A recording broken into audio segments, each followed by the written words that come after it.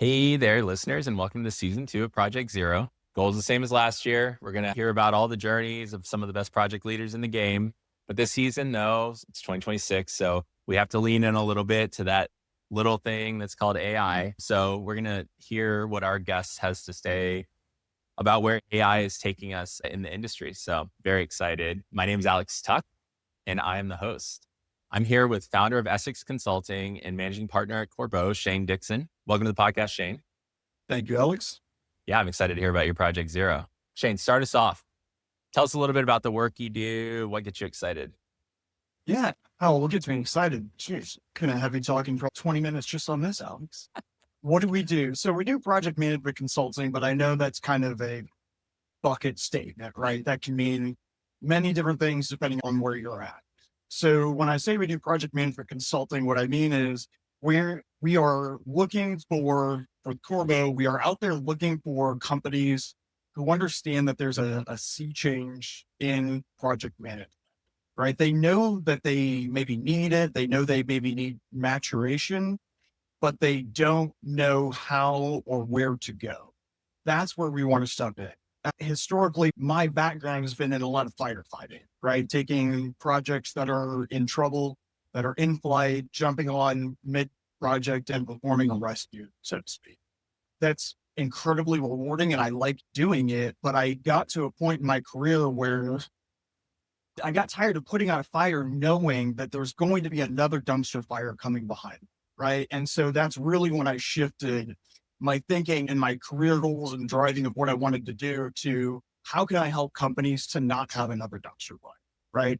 How can I not just put out your dumpster fire, but give you a really good fire prevention plan where you're not going to have dumpster fires again. So that's really what we're driving with at Corbeau is bringing organizations up to that level where they're driving project success. I love that. Yeah, I noble. It's a noble journey. And, we feel the same way here at Tuck. Corbeau is actually a partner of ours because they do large scale PMO setup, whereas, Tuck really focuses on small businesses being, crafty, nimble, but still at the end of the day, we want to work ourselves out of a job. And so Yeah. that's the goal. Sounds crazy, but yeah, I mean, it sounds crazy, but I don't think, there's enough work out there for us for quite a while, I think, because we look in the industry and we see bad project management. I think we're probably going to be employed for a bit. Yeah. Yeah. I mean, goal is help one client and then they see what great it goes and then they go and tell all their friends. Cool. Love that. Love that. And I love the expression of dumpster firefighter because it is really true. It's usually absolutely nuts when we get pulled in. Yeah. And again, that's fine, right? I enjoy going in and solving the problem, but I really there's a human element too, right? It's hard to watch a team that even if you're a consultant, you start to take on some of that team's mission and you start to care about those folks and to see them, be discouraged by challenge after challenge, you want to help. Yeah. You know? Yeah. We love structure. Cool. So Shane, how'd you get into project management originally? I'm a legacy project manager. Unlike a lot of folks, I think of project management that I've come across, this was my chosen career path. So I didn't start out as an engineer or a developer, as a lot of project managers do. I started out which at that point I was just a scheduling assistant. And after that, ended up as a coordinator, worked my way up to a consultant, senior consultant, and then eventually left the PM consulting space and actually went to work for a government contractor. They were starting a new PMO. And so they hired me to stand that PMO up, build it, ran that PMO for about 5 years and decided I was ready to move on to the next building challenge. So I found that I really liked that.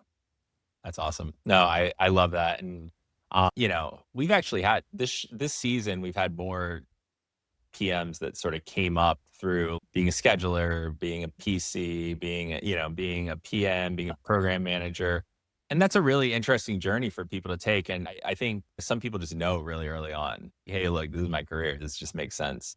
It'll be interesting to see if that's the career path for PMs in the future, like with the onset of AI and everything, right? I think it'll be accelerated much quicker, right? And then the people skills of project leadership, they're gonna really need to come out quickly. Yeah, I agree. I think when we get into that AI topic, that's probably the biggest impact in the space that I see is at the schedule analyst and the Yeah, coordinator level. for sure. And I love that you call out the distinction between, you know, being a project scheduler or a coordinator versus a project manager. I hate the term project manager actually, because I really do think it's like project leadership. You're not managing any humans, right? You're managing I guess you're managing the tasks in the project, right? You're managing the success of the project. But to your point, the human element piece, you got to be a leader in project management, right? Yeah. Well, and often, I mean, we're leading without authority, depending on the organization we're in, right? And so that's an even additional wrench into the system that you're tossing in is how do we influence folks that we don't have authority through a chain of command aspect, right? Yeah. Exactly. So I'm wondering, Shane, I like to make guesses, but I want to hear your take on it. When you were a kid, were you the kid that was super organized, had everything together, and you were always going to be a PM, or were you disorganized and does project management give you the structure you need? Yes. Yes. The second, absolutely the second.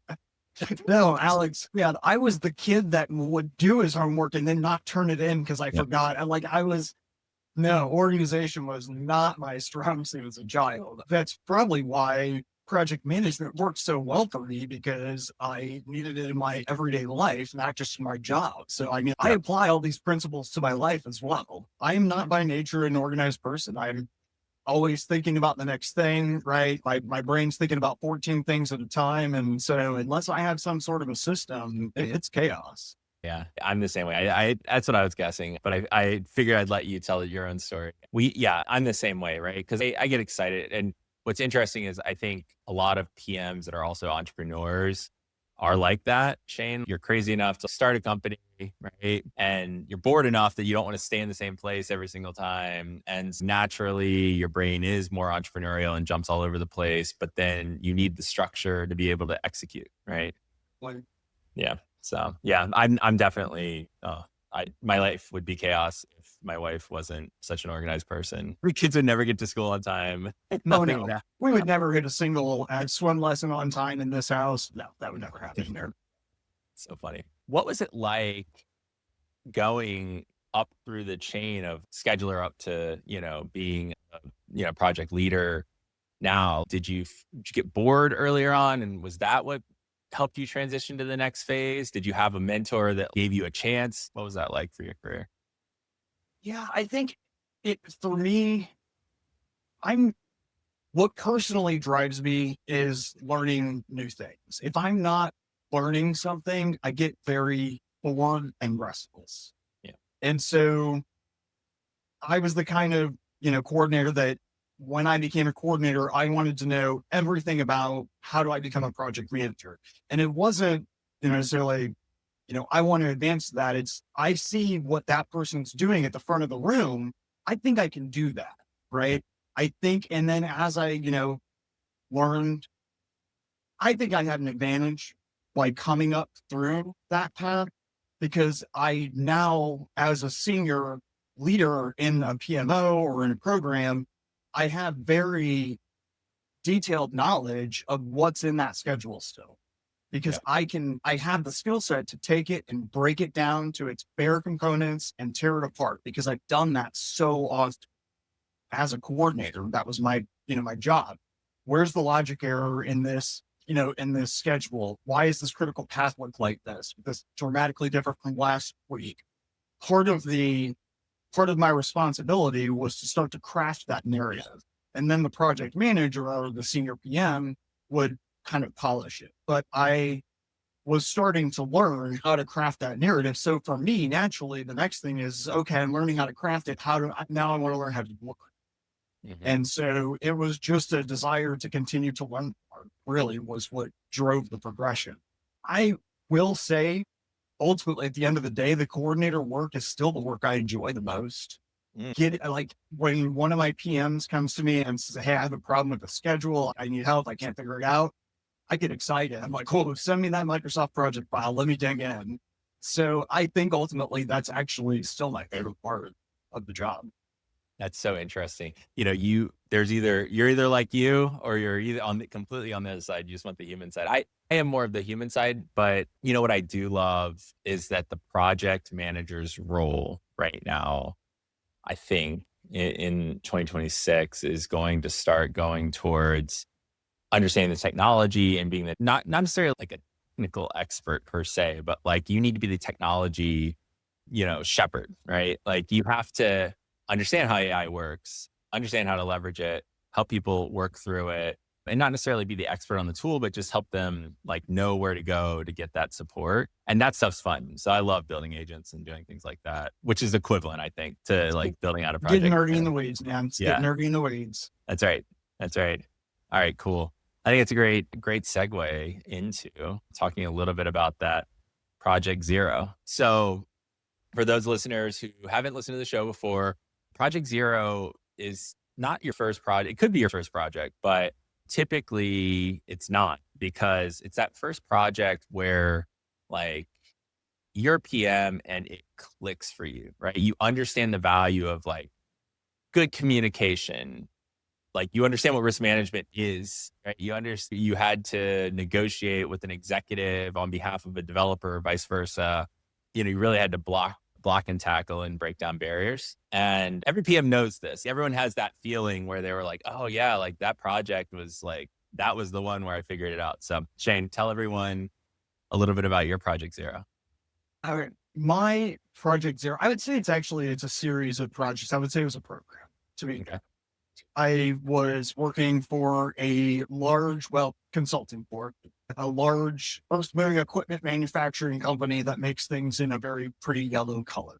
And at the end of I think you have an end loader or a bucket or a bulldozer, right? If you look at the front of that blade, depending on the use, there are sometimes teeth on it, right? Mhm. Sometimes it's a flat edge, and it's GET, or the ground engaging tool. Okay. This is the most boring stuff ever, I know, No, but no, dude, I love interviewing okay, people that talk about stuff like this. It's the absolute best. okay, Anyway, good. yeah. I got really excited. I have no background, right? So remember, I came up through project management. And so my experience is in managing projects. That's my expertise. It's definitely not in, metallurgical analysis and casting, parts and things like that. Mhm. But I know enough about manufacturing to, ask the right questions and do the thing that we do as PMs, right? I don't need to be a SME. I just need to know how to ask the right questions of the SMEs. But it was a series of different projects, all dealing with the teeth for different pieces of equipment. But those are the projects where it really started to click. So those are the projects where I got the opportunity for the first time. I wasn't just dealing with an engineering team in the building. That was the first project where I started dealing with folks in the foundry and having them have a need to understand parts of the engineering, having to build that knowledge into my project schedule. Say, okay, we can develop the greatest product in the world, but if the guy, down in Mexico that's casting this part doesn't understand heat treating before grinding, right, it doesn't matter. And so that's when all of the pieces of the puzzle really started to click from the outside. Say, okay, oh, I have marketing here. Yep, we have to market this product. Okay, so if we're going to do that, we need part numbers that need to be newly created part numbers. That I have to deal with this group. All those things really started to click. And I started to see the larger, bigger picture. That's, I would say, my projects. It's also probably the project. It was the most routine, and it's one of the ones that I miss the most. Again, learning. I learned so much about manufacturing and parts casting and engineering and line work and retooling. And I just learned so much in that position. And it really, all the pieces of the puzzle felt like they clicked for the first time. That's awesome. No, and you brought up a really good point, and this is something that I think great PMs figure out quickly, and not so great PMs never get, right? And that's that you have to you actually don't need to be, you should really never be the smartest person in the room, right? Yeah. Ever. You just need to learn enough terminology and retain enough information to be able to garner the respect of your team, let them know that you get what they're doing, right? And you're not trying to be smarter than them. You're just like trying to understand what they're doing. And then you can make them look great, right? And you can just remove all the barriers. That's such a hard skill. Is that a skill? I don't know what it is, right? It's almost like a personality trait, right? Like you have to flex it, right? Yeah, I think it is a skill because I think it's reading the individual to know how to engage with them to get that response. I'll say that you're right. I don't want to be the smartest people in the room. I will say I will also sometimes at the beginning fake being dumber than I Oh, am. interesting.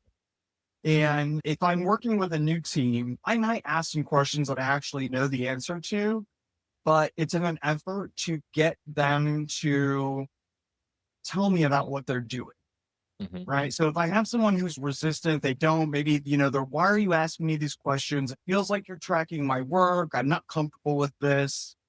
They're Yep. a little bit suspicious. Maybe that's when I lean in more and ask them questions about what they do. And it may not even be relevant to necessarily the project or the project schedule, Sure. but I've noticed giving folks the space to explain what they do, right? Then they have a comfort to say, okay, you understand what I'm doing. Yep. I've expressed that to you. I feel like you at least know why I'm important or why this is important, what I'm doing. And I use that to foster sometimes a relationship to say, can you explain this to me? I don't really understand it. Can you explain it to me a little bit better? Yeah. I, when folks generally, right, it's a general statement, individual results may vary, but I have personally found that when you lead with curiosity, genuine curiosity and interest, you tend to get a much more productive team that's willing to cut you a little slack or a little bit of grace because they see that you're genuinely trying to learn or Yeah. genuinely want to do better for them.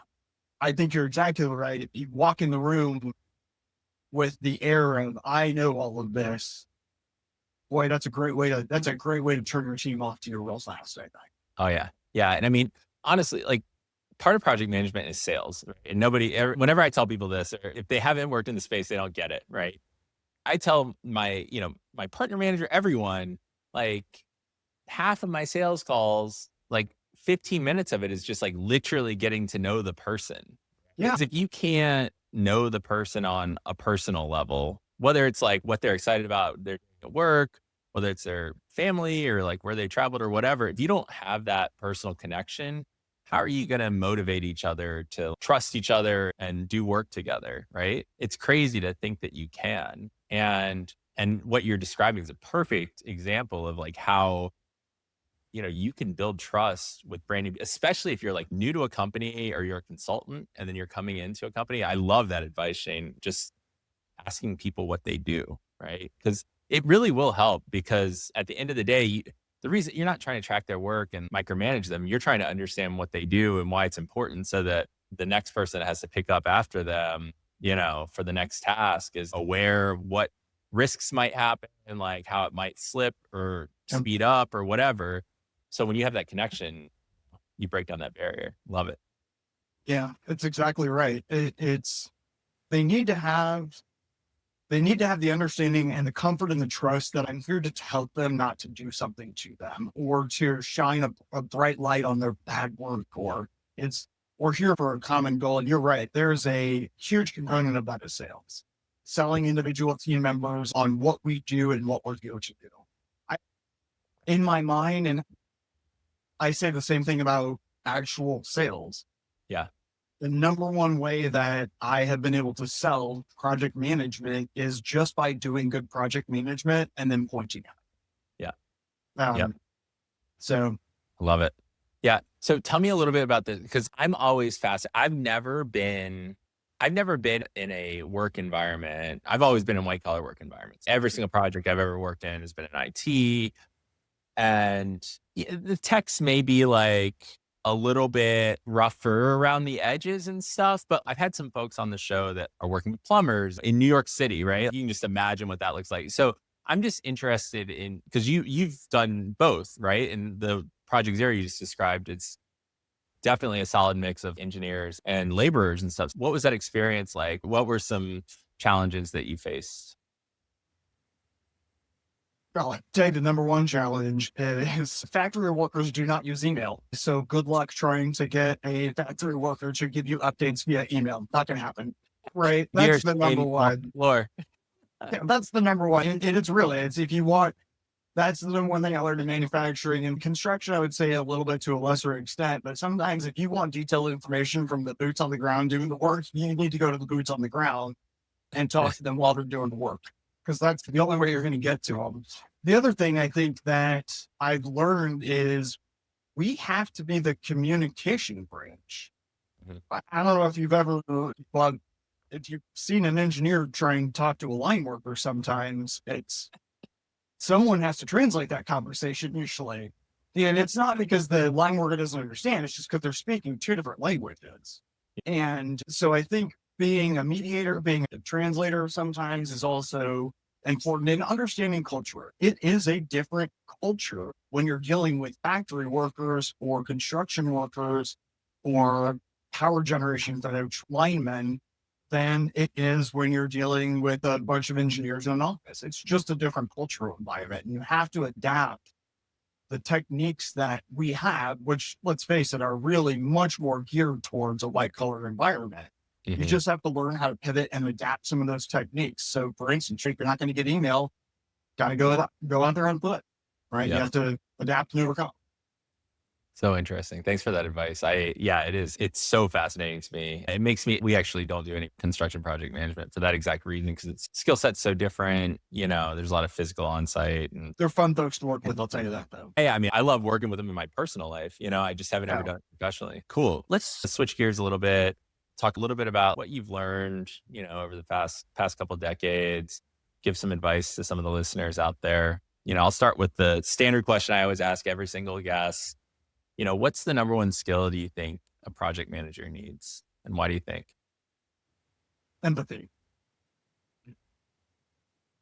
And I know it's probably an alt answer, right? We need a bunch of skills, but I think empathy is the number one skill. I think especially in today's environment, we'd agree it is a fast-paced, high-demand environment right now. Yeah. And I think occasionally part of our job is to empathetically listen to our team and help them to communicate messages to their leadership that allows them to do their job better.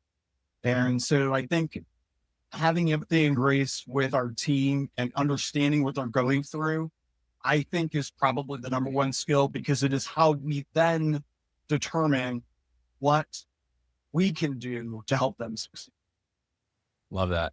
That everyone calls it soft skill. That power skill of having empathy, though, is something that I haven't heard a lot of. That I think that is an underappreciated skill, right? And it goes back to what you were talking about with, working with a line worker, right? They are focused on getting something down the line right now, and you're asking them to also think about, okay, what's your project input? Give me a status update. Right. And just knowing that guy's working 10 times harder than I am, right? Yeah. His back hurts at the end of the day. His legs hurt at the end of the day, right? Yep. Understanding that when I'm reaching out to somebody at 8:00 at night because they just got back to the hotel from the line, that guy's hurting, right? He wants to go to bed. So you need to have some empathy for that when you're dealing with your team. Yeah. And I also think that the code switching with the way you communicate and stuff, I think is also another form of empathy, where it's not like you're not tricking or playing games. We are being social chameleons, but not necessarily in a negative way. It's just in a way that allows for you to get on the same page as, someone. And, for me, it's like I grew up poor. And so I can be like, hey, look, I get that I'm in a suit or whatever right now, but my dad, worked a line in a restaurant, and, it's about getting connected with that person however you can. So 100%. Love really, if you ask me of an overarching theme that I've learned over my career path, is that it is much more the soft skills that you are going to be more successful overall with soft skills than you are with hard skills. I jokingly say, I can teach anyone. I can teach a kindergarten how to probably do Microsoft Project, but I can't teach everyone how to walk into a room, get that room's attention, facilitate a good solid hour, walk out with, goals met and a team that's happy about it. That's a much harder skill to Yeah. teach.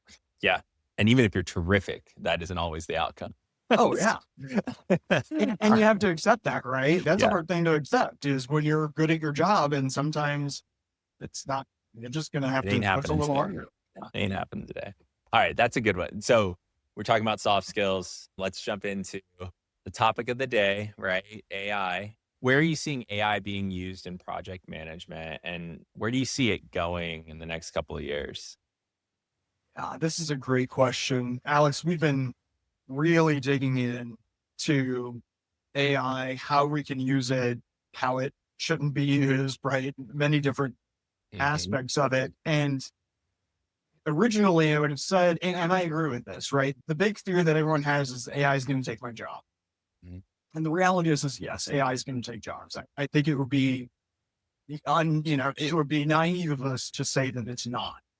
The difference, I think, of where I fall is AI is going to take the jobs of the people that don't learn to use AI, Mhm. right? Because AI is AI isn't making my job necessarily easier. It's making me more efficient at my job. Mhm. And so, for instance, for me to come up with a straw man charter to bring to the team to do the first chartering session, right? I can do that much quicker with AI. Sure. I'm not having to make a completed document, but it's putting a straw man together that's 80% there. I can put in front of the team and start working it down to the 100%. Mhm. That's the same thing I would have done before. It's just I would have been doing the research to get the 80%. And now I can have AI do the research to get that percent. Sure. The biggest impact that I've already noticed is so a particular client that I have right now, I'm working it solo. I would normally have a coordinator. I just don't need one because everything that a coordinator would typically do for me on this project, I am able to do with Claude. Sure. And it's not that, again, I think this is the misconception that a lot of executive leadership have is it can't do the work for you. Sure, it'll spit something out, but if you hand that to the client directly, it may look pretty, but if you dig in there, it's probably garbage. Yeah. And so you do have to iterate with it, right? So it requires human work still for the moment. But I think it's going to be the coordinator level positions. It's going to be the schedule analyst. Those are going to be the positions that it is going to take. I less so the folks that need the human intuition and the being able to read body language, right? That's a big thing that we do, right? My team, they say something, but they mean something else. Yeah. And I can read that in a room. AI can't do that yet. So I think in my mind, where AI is going to go is it's going to eliminate those jobs that require lesser human interaction. Yeah. And those things that can be automated. Unfortunately, I think that is coordinator and schedule analyst work. For the moment, I don't think it can facilitate a good meeting, but gosh, Alex, I don't know. We might not be far off. I know I've been using, not to plug Microsoft because Microsoft frustrates me all the time, but the meeting facilitator in the Copilot meeting facilitator is pretty dang good. Really good. Yeah. It's a great, it does a great job prompting based on the conversation that's going. I just love what you can do with transcripts right now. It's so powerful. Yeah. Yeah. We have agents for everything, like taking every single transcript now, instead of like when we do blogs now, I'll just sit down and talk to the AI, Oh, yeah. talk about what I'm trying to do, why I'm trying to do it. I put all like, it's all not our thoughts. It's just then, you go back and forth with like, what's the best way to structure this, right? For someone to consume this, especially if they're like a healthcare executive or if they're a healthcare PM or a junior PM, right? Question, these jobs go away, right? Like, I don't want everyone on the listening to freak out, right? What do you think that we can do? Like, we need a pipeline, right? Because people aren't going to come in and be project program management ready day one, right? So nice thing about, like you just said it yourself, as a scheduler, as a coordinator, that's where you learned. That's where you got to follow mentors that were, leading. The implication what do we do becomes there? where, when those of us who learned that are gone and we don't have coordinators anymore, where it's like, no, that's, Yeah. I don't know if we have an answer yet. I think about that a lot. I think about that a lot. Yeah.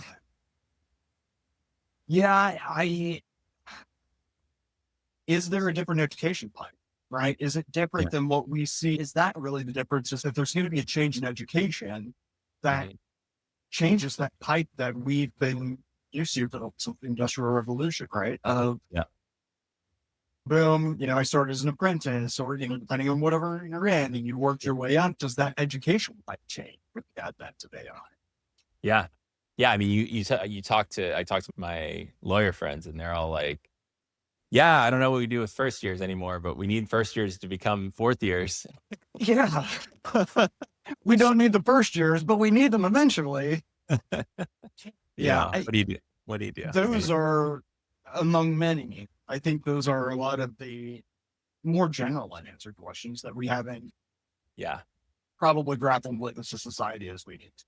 Yeah. And I mean, my like, so where I think, I'm not going to bet the farm yet, right? But I do think there's some potential, we see it a lot, like transferable skills from other industries, bringing people in to project management as a practice, right? Those folks we put them in the PC role, but do they really need to be there? Or could they come in and manage like maybe you give them some curriculum so they understand the language of project management. They already have led people historically. They have the soft skills for it. They have the soft skill piece. It's just a matter of understanding how to manage risk and some of the things that are particular to our industry. And maybe you give them a low risk project and then mentor them or something. I don't know, but I don't know. Or do they get simulated projects through AI? Yeah. Yeah. That's my business idea. Like I really do. Like I want to vibe code and Claude code one night and just try to create like a project management simulator based on 200 projects we did last year, and that would be really cool and really useful. Yeah. Yeah. I don't know if it would actually produce anything, but we'll see. But yeah, so forget about project management for a second. What's the coolest thing that you've seen done with AI? I mean, I think the coolest is the video stuff, right? I think, to me, understanding the compute power that it takes to do something like that and what actually the processing going on in that, the complexity of that, to me, I think it's one of the most frightening things about AI. But I think it's the most amazing or impressive to me.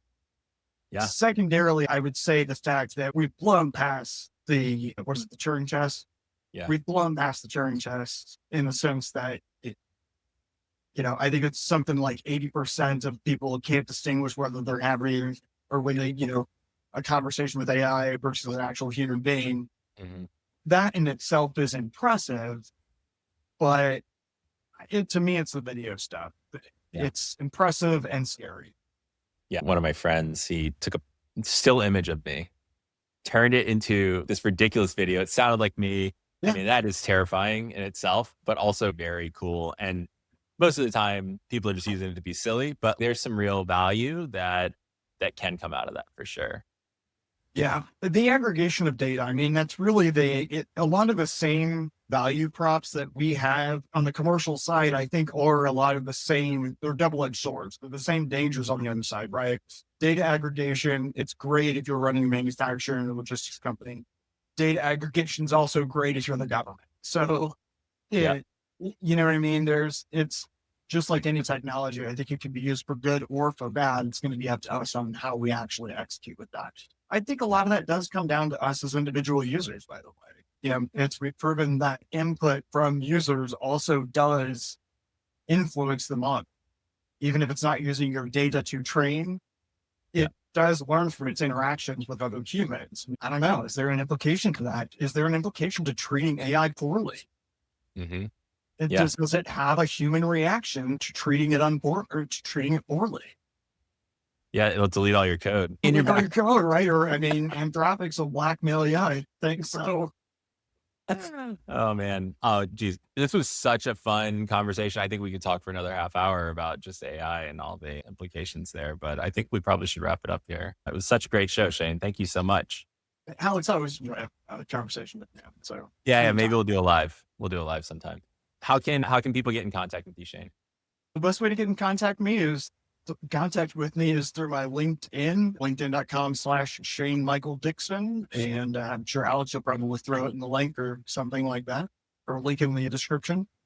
DM me. I'm always open to honestly having interesting conversations. There are a lot of folks that are doing work in the PM/AI space. You're doing work in that and just want to get nerdy, call me. I'm interested. Heck yeah, Shane, invite me to that party. Yeah. All right, cool. Well, thanks, Shane. And thanks to all of you who joined us for Project Zero this week. Be sure to subscribe to Project Zero wherever you get your podcasts, and we will catch you next time with another great project leader story.